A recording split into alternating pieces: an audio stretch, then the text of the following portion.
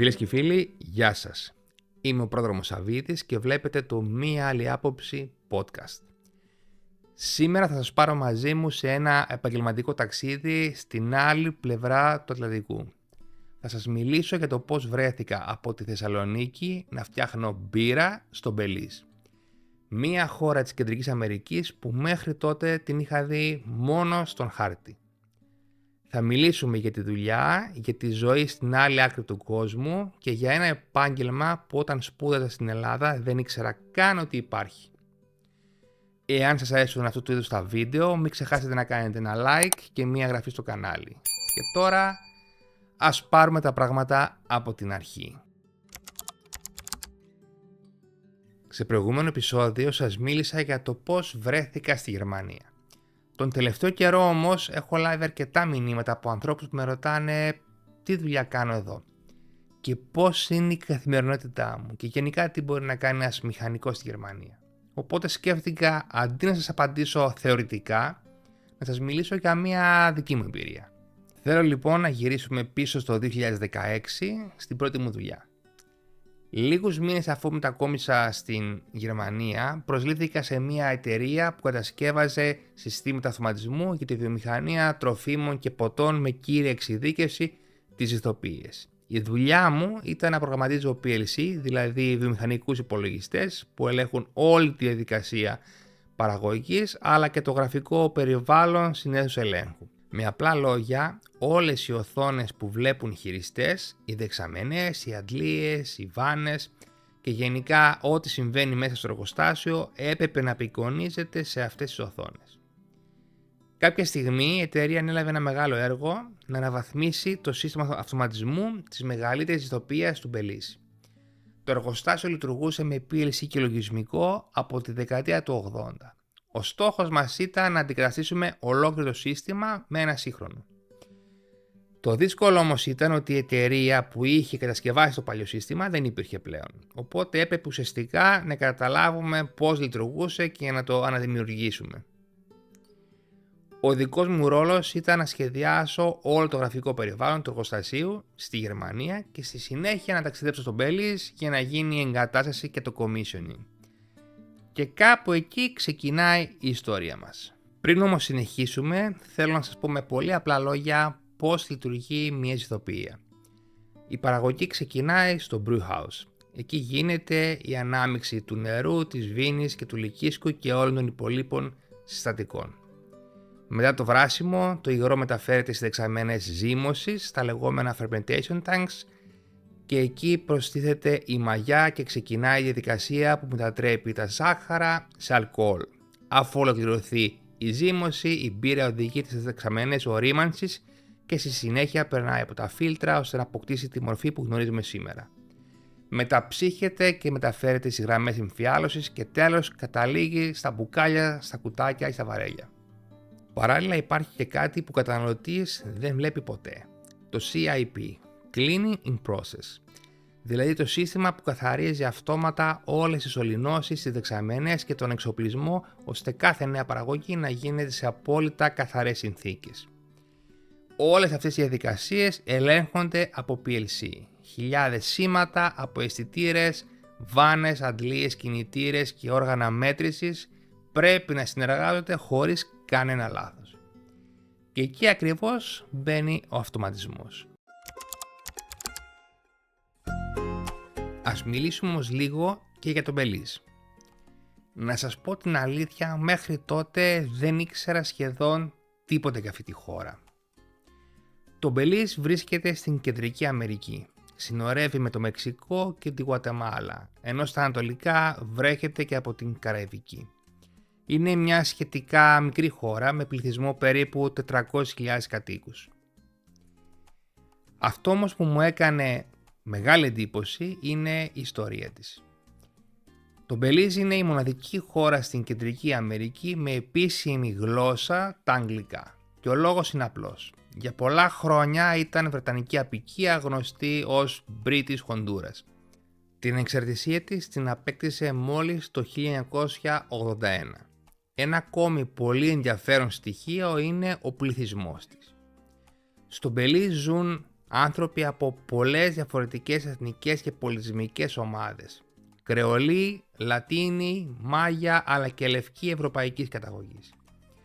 Αυτό δημιουργεί ένα πολύ ιδιαίτερο μείγμα γλωσσών και παραδόσεων. Και φυσικά όταν ακούς καραϊβική το μυαλό σου πηγαίνει σε παραλίες, τυρκουάζ νερά και τροπικά νησιά.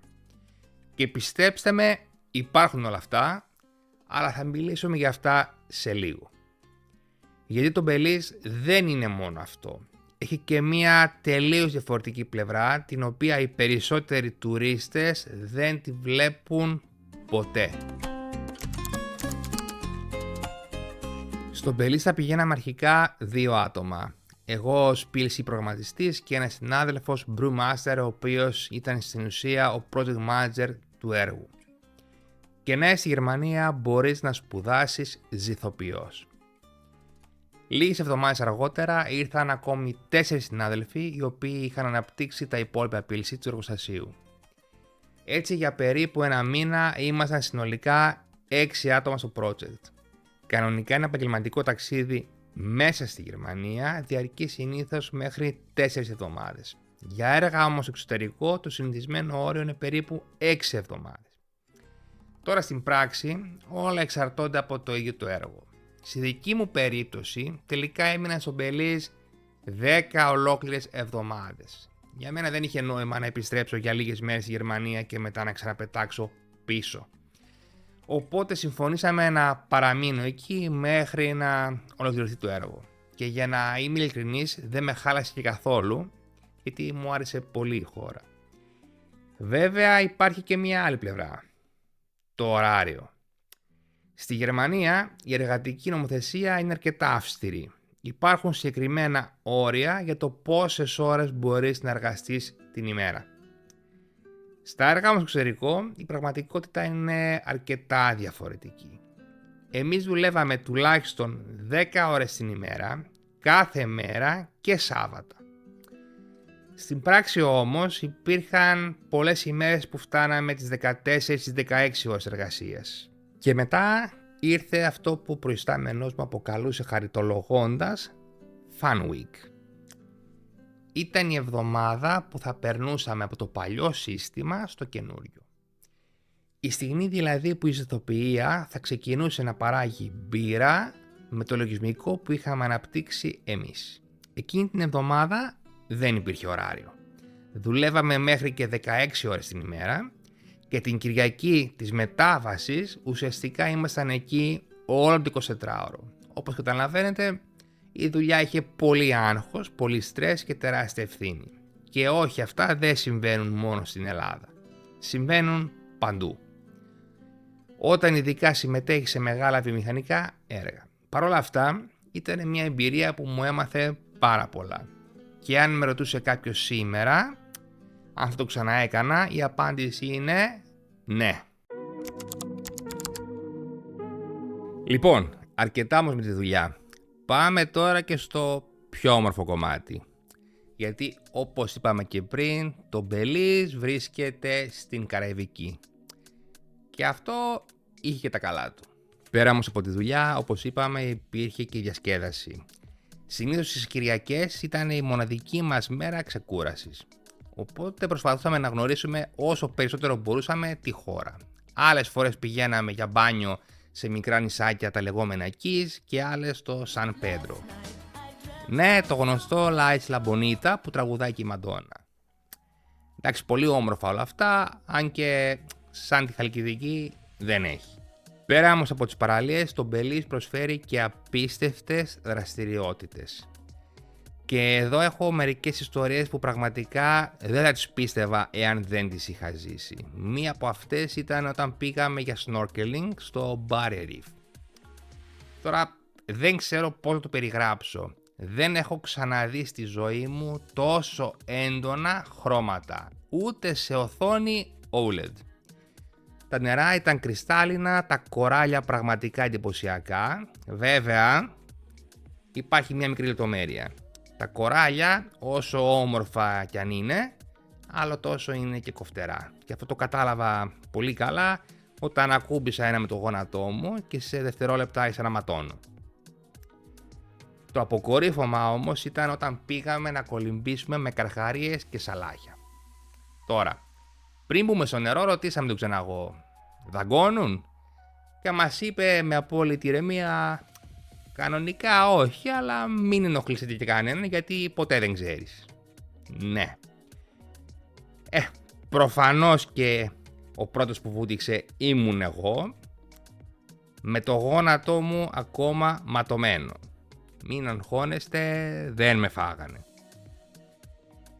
Λοιπόν, βέβαια κάναμε και μερικές βλακίες, διότι ο ξεναγός μας είχε πει να πάρουμε μαζί μας ό,τι προμήθειες θα θέλαμε για την ημέρα. Και εμείς για κάποιο λόγο καταλάβαμε ότι πρέπει να πάρουμε μαζί μας μπύρες. Το αστείο είναι ότι ο ίδιος, παρόλο που είχε 35 βαθμούς Κελσίου, φορούσε μακρύ παντελόνι, μακριμάνικη μπλούζα και καπέλο, ενώ εμείς μόνο τα μαγιό. Την επόμενη ημέρα καταλάβαμε πόσο μεγάλο λάθος είχαμε κάνει. Είχαμε καεί όλοι τόσο πολύ από τον ήλιο που δεν μπορούσαμε να κοιμηθούμε το βράδυ. Πέρα όμως από τις θάλασσες και τα μικρά νησιά της Καραϊβικής, το Μπελίζ έχει και κάτι ακόμα που αξίζει πραγματικά να επισκεφτεί κανείς. Την ζούγκλα. Και μέσα σε αυτήν βρίσκονται μερικές από τις πιο εντυπωσιακές πυραμίδες των Μάγια. Φυσικά δεν χάσαμε την ευκαιρία και πήγαμε έτσι επισκεφθούμε. Ο ξεναγός μας έκανε μια μικρή ιστορική αναδρομή γύρω από τον πολιτισμό των Μάγια. Και εκεί άκουσα μερικά πράγματα που μου έκαναν πραγματική εντύπωση.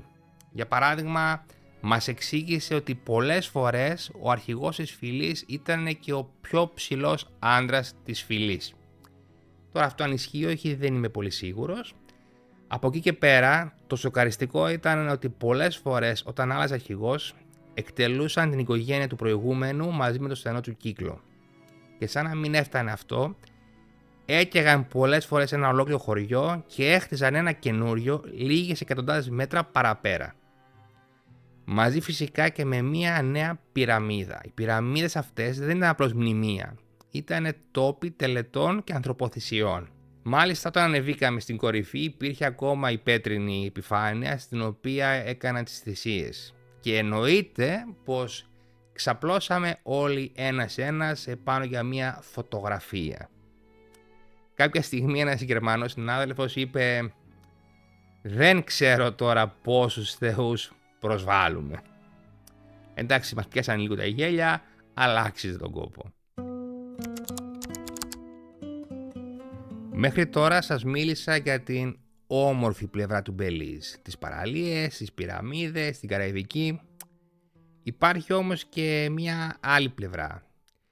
Το Μπελίζ έχει αρκετά υψηλή εγκληματικότητα και θα σας πω μόνο μερικά περιστατικά που έζησα ο ίδιος. Μία μέρα φεύγαμε από το εργοστάσιο και επιστρέφαμε στο ξενοδοχείο. Καθώς οδηγούσα, λίγο πριν στρίψω για τον δρόμο του ξενοδοχείου, βλέπω μπροστά μου αστυνομικούς να μιλάνε με κάποιους άντρες με πολιτικά. Το περίεργο όμως ήταν ότι και οι δύο πλευρές κρατούσαν όπλα. Προφανώς δεν σταμάτησα να ρωτήσω τι συμβαίνει, συνέχισα ευθεία και έστριψα από τον επόμενο δρόμο και φύγαμε. Γενικά πάθαμε ένα μικρό σοκ, αλλά το ξεπεράσαμε. Βέβαια αυτό δεν ήταν το τελευταίο.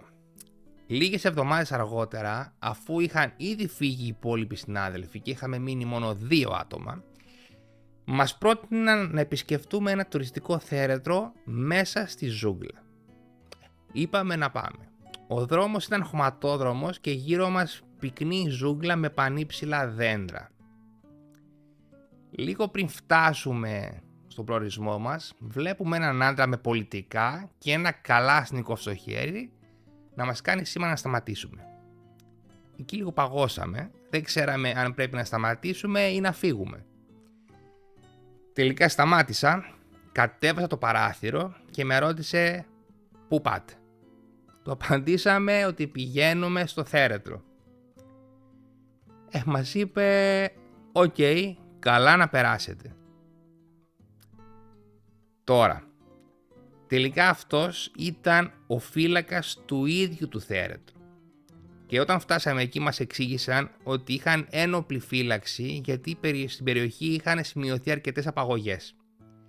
Εκεί συνειδητοποιήσαμε ότι αυτός ο παράδεισος είχε και μια πολύ διαφορετική πραγματικότητα. Και το πιο παράξενο ήταν ότι μόλις περάσεις την πύλη μπαίνεις σε έναν άλλον κόσμο.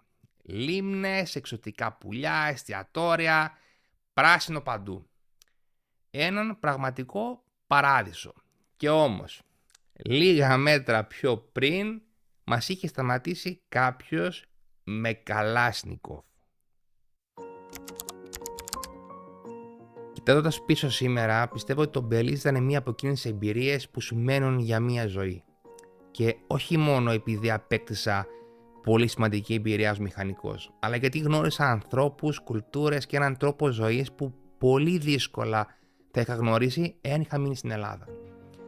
Και να σας πω την αλήθεια, θα μπορούσα άνετα να μείνω εκεί για πάντα.